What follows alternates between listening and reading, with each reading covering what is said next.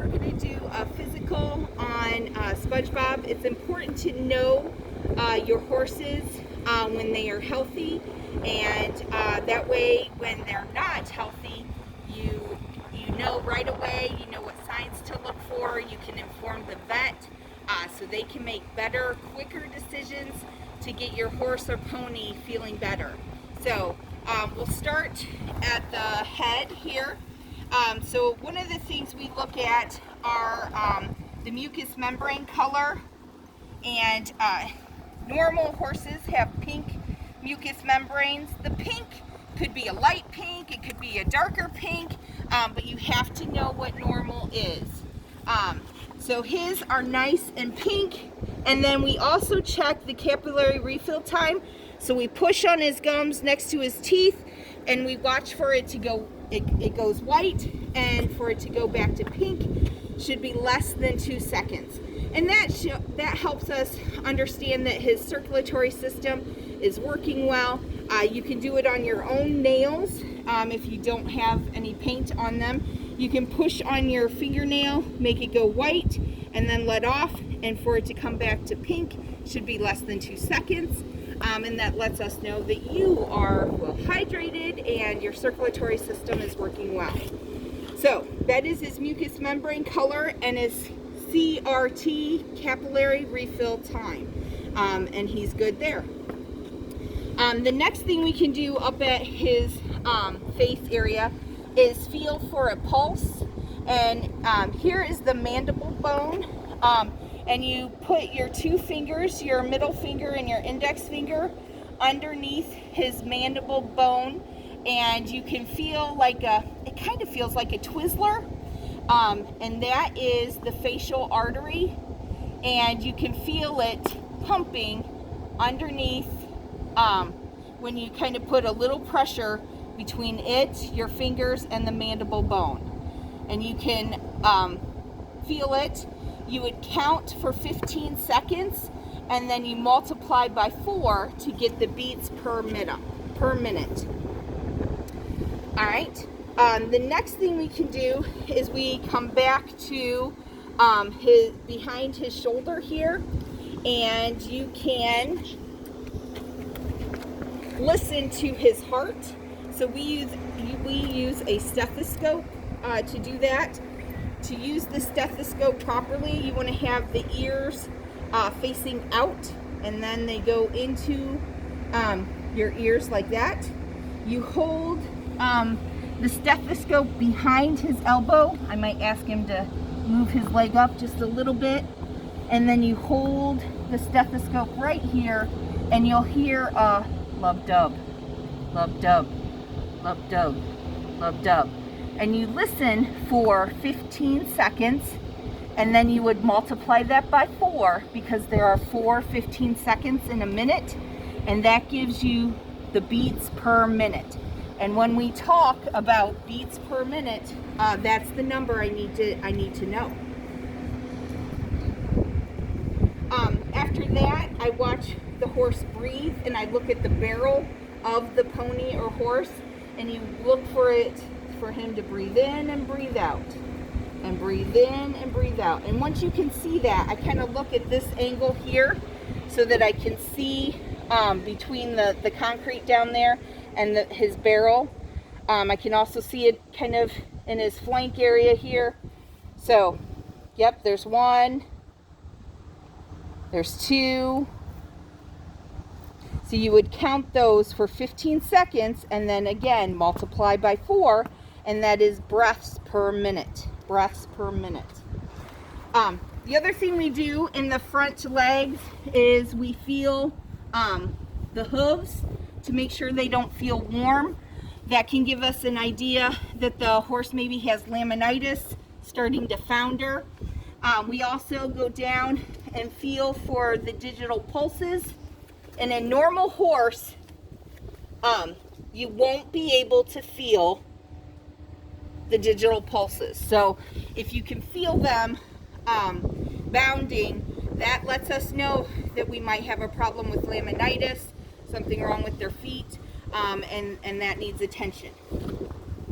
The other thing we listen for when we're doing a physical exam or doing colic parameters, is we listen to gut sounds, and there are 4 quadrants in the back.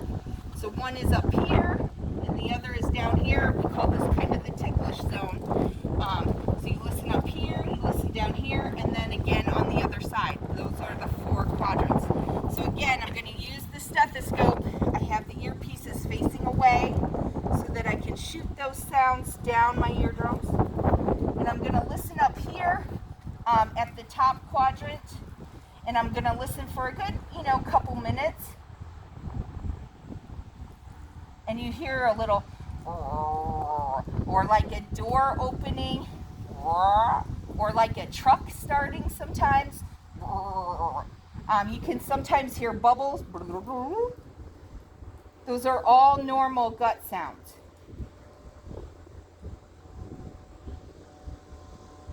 All right. If you hear a ton of them, that might indicate that the horse might break with diarrhea.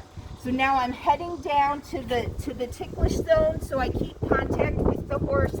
I want to stay up here by the withers so I don't get kicked. This is also the kicking zone. And then I listen. So a lot of good gut sounds going on here, some noises. Oh, another good one. So you don't want to move your hands around a bunch on the stethoscope itself, because that might interfere with what you're hearing. You want to hold your hands still. So I am going to go around on the other side. I'm letting Spongebob know where I'm at all the time. I have my hands on him. And again, I want to be up by the withers.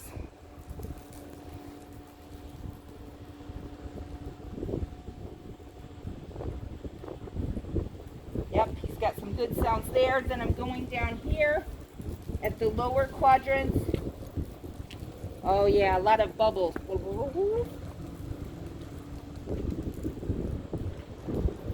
All right. And then I am gonna feel his feet in the hind end, just for any warmth. Typically, if they founder or have laminitis, it's usually the front feet, but I like to feel all the feet. All right. The last thing we're going to do with the physical exam is take the temperature. So you do need a thermometer. Typically, I do usually spit on the thermometer with large animals, and that is considered common practice, but we're in the middle of a pandemic, and keeping your spit to yourself is probably a good thing. So I am going to use some sterile lube to lube that up. So I've just put a little bit on the tip,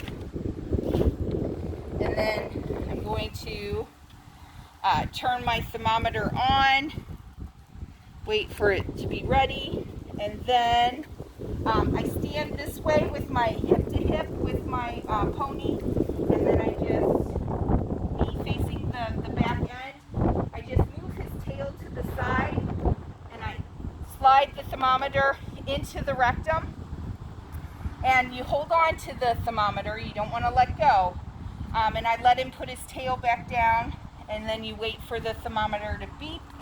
Please watch your feet. Sometimes they dance around a little bit, but you do want to stay facing this way.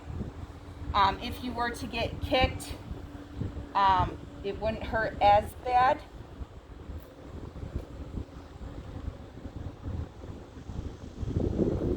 Right, almost there. It takes sometimes up to 2 minutes, but usually not that long with digital thermometers.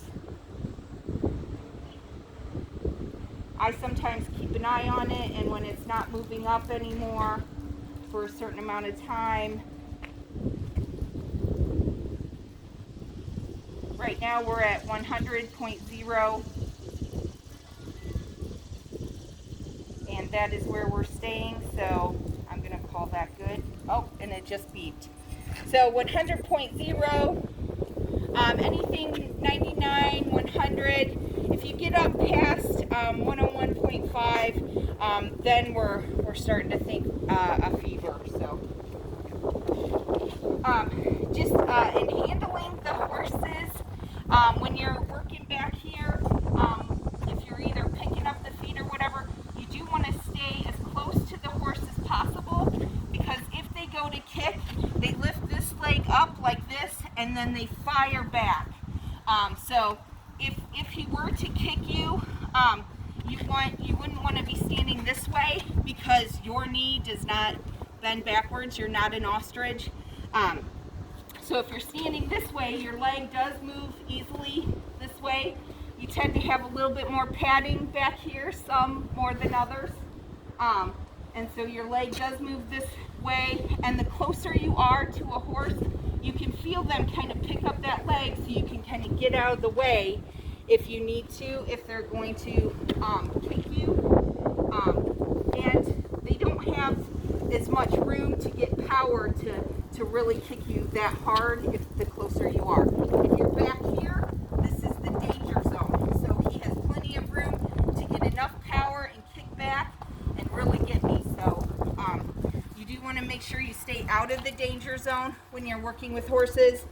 Stay up by the withers when you're reaching back here to listen to the lungs or the gut sounds. So you want to stay up here by the withers and the front legs and the shoulders. So that is the physical exam. I am going to show you how to use a weight tape. I sure am. It blew away. All right, it blew away a little bit. So this weight tape also has hands on it, so we can measure the pony's height in hands, and Spongebob is a pony. A hand is about 4 inches.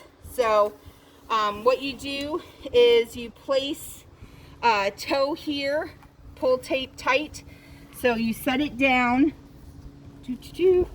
and you place your toe there. There we go. Got my toe. And then you bring it up to the withers here. And so he is just under 11 hands is where he is at. So just under 11 hands. So, and then as you get horses, they are usually 14 hands, 15, and then as you get to draft horses, oh my, you know, you're getting way up there. So on the other side is a weight tape. So you put that weight tape around the horse's girth, heart girth area.